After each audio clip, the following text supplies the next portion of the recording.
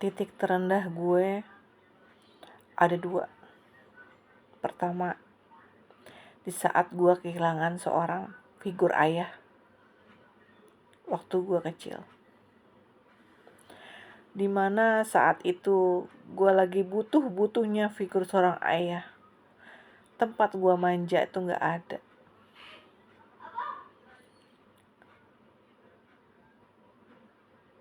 Papa yang selama ini gue anggap cinta pertama gue udah gak ada.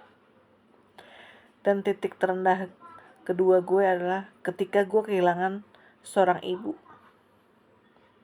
Mamah yang selama ini tempat gue cerita, tempat gue nangis, tempat gue ketawa, bercanda, jalan-jalan, makan di luar, udah gak ada. Disitulah gue gak punya rasa kepercayaan untuk cerita kepada orang gitu, tentang apa-apa yang gue rasain gitu.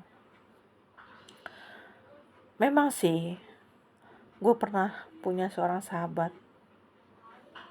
Itu yang pernah gue ceritain, gue sahabatan gue itu laki-laki, cowok. Tapi sekarang gue gak tahu kabarnya. Dan di saat gue juga menemukan temen yang bisa gue cerita gitu, temen cewek, tapi apa, dia umbar semua aib-aib gue, diceritain semua aib-aib gue ke orang-orang. Disitulah gue sakit. Gue gak mau punya teman cerita lagi. Jadi bukannya gue gak mau terbuka ya, tapi mendingan gue simpan sendiri apa yang gue rasa. Dan lebih baik gue cerita sama Allah apa yang gue rasa.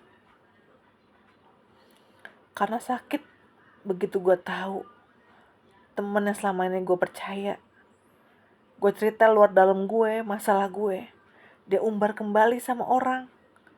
Gila, di situ gue sakit hati. Begitulah manusia ya.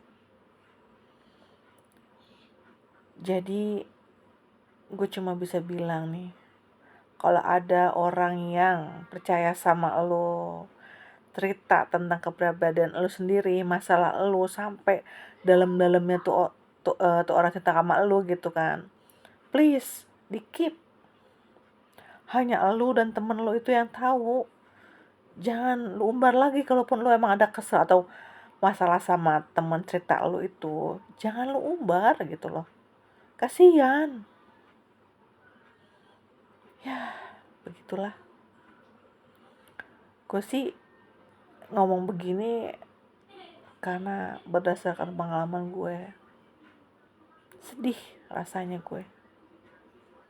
Jadi sekarang ya udah, gue lebih happy begini. Kalau ada masalah ya gue nikmatin, meskipun hati gue sakit, pikiran gue pusing, mata gue keluar air mata, tapi ya udahlah, nikmatin aja. Jadi please ya, untuk semuanya, jangan pernah mengumbar aib orang, karena suatu saat aib kamu akan diumbar juga.